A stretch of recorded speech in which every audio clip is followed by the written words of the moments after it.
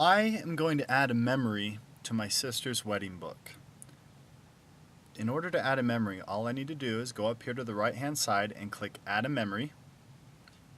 And you can see there's a Word document import, there's a blog entry import, but I'm just going to add my own memory. This is my memory of my sister.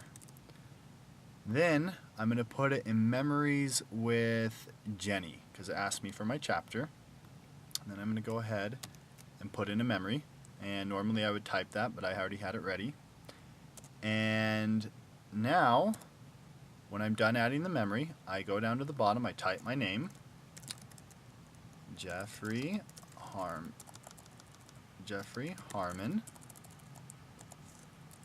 and I pick my relationship. I'm her brother, and then I click Save. What happens now is it will typeset this memory into the book. It will put it in the chapter at the end of that chapter after all the other memories. And you'll see here in a second it's loading, and it takes just a second because it has to typeset it, it has to put it in order, it has to move all the stuff behind it out. And now you can see that it's typesetting, and here is my memory with my sister Jenny into MemoryPress. That's how easy it is to add a memory into MemoryPress.